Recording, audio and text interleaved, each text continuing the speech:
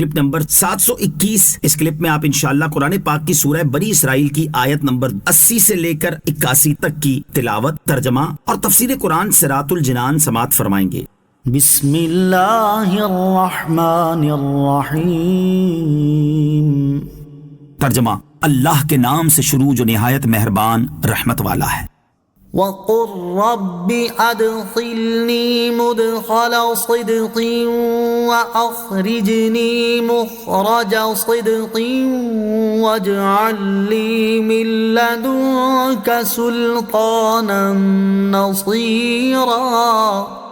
ترجمہ: اور اے حبیب یوں عرض کرو کہ اے میرے رب مجھے پسندیدہ طریقے سے داخل فرما اور مجھے پسندیدہ طریقے سے نکال دے اور میرے لیے اپنی طرف سے مددگار قوت بنا دے۔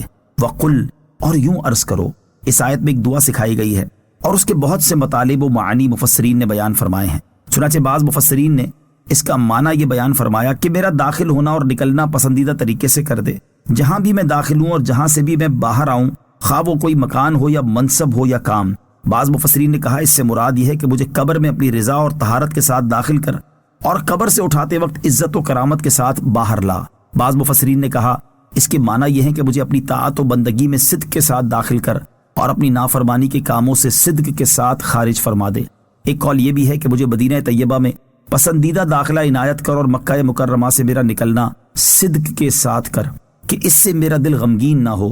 مگر یہ آخری توجیہ اس صورت میں صحیح ہو سکتی ہے کہ جبکہ یہ آیت مدنی نہ ہو بلکہ مکی ہو۔ وَاجْعَلْ لِي مِن لَّدُنكَ سُلْطَانًا نَّصِيرًا، اور میرے لیے اپنی طرف سے مددگار قوت بنا دے، یعنی اے اللہ عز و جل مجھے وہ قوت عطا فرما جس سے میں تیرے دشمنوں پر غالب ہو جاؤں، اور مجھے وہ حجت دے جس سے میں ہر مخالف پر فتح پاؤں، اور وہ واضح و نمایاں غلبہ جس سے میں تیرے دین کو تقویت دوں۔ یہ دعا قبول ہوئی اور اللہ تعالیٰ نے اپنے حبیب علیہ الصلوۃ والسلام سے ان کے دین کو غالب کرنے اور انہیں دشمنوں سے محفوظ رکھنے کا وعدہ فرمایا۔ وَقُلْ جَاءَ الْحَقُّ وَزَهَقَ الْبَاطِلُ إِنَّ الْبَاطِلَ كَانَ زَهُوقًا۔ ترجمہ: اور تم فرماؤ کہ حق آیا اور باطل مٹ گیا، بے شک باطل کو مٹنا ہی تھا۔ وَقُلْ جَاءَ الْحَقُّ وَزَهَقَ الْبَاطِلُ، اور تم فرماؤ کہ حق آیا اور باطل مٹ گیا، یعنی اسلام آیا اور کفر مٹ گیا۔ اور خلاصہ یہ کہ حضور اقدس علیہ الصلوۃ والسلام تشریف لائے تو نور آیا اور اندھیرا گیا، اسلام آیا اور کفر گیا، قرآن آیا اور شیطان گیا، خیر آئی اور شر گیا، ہدایت آئی اور گمراہی گئی، مگر یہ سب کچھ اس دولہ کے دم قدم سے ہوا جس کے دم کی یہ ساری بہار ہے۔ سب کچھ وہی لائے، ان پر درود اور سلام ہو۔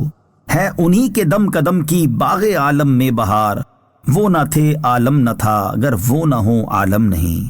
ان الباطل کان زہوقا، بے شک باطل کو مٹنا ہی تھا۔ ارشاد فرمایا بے شک باطل کو مٹنا ہی تھا، کیونکہ اگرچہ باطل کو کسی وقت میں قوت و غلبہ حاصل ہو بھی جاتا ہے مگر اس کو پائیداری حاصل نہیں ہوتی، بلکہ اس کا انجام بربادی و خواری ہی ہوتا ہے۔ حضرت عبداللہ ابن عباس رضی اللہ تعالی عنہ سے مروی ہے کہ نبی کریم علیہ الصلوۃ والسلام فتح مکہ کے دن جب مکہ مکرمہ میں داخل ہوئے تو مشرکین نے کعبہ مقدسہ کے گرد 360 بت نصب کیے ہوئے تھے، جن کے قدموں کو ابلیس نے مشرکوں کے لیے لوہے اور رانگ سے جوڑ کر مضبوط کر دیا تھا۔ سرکار دو عالم علیہ الصلوۃ والسلام کے دست مبارک میں ایک لکڑی تھی۔ حضور پر نور علیہ الصلوۃ والسلام یہ آیت پڑھ کر اس لکڑی سے جس بت کی طرف اشارہ فرماتے جاتے تھے وہ گرتا جاتا تھا۔ صلو علی الحبیب صلی اللہ تعالی علی محمد صلی اللہ تعالی وسلم۔ مجھے اپنی اور ساری دنیا کی لوگوں کی اصلاح کی کوشش کرنی ہے انشاءاللہ عز و جل۔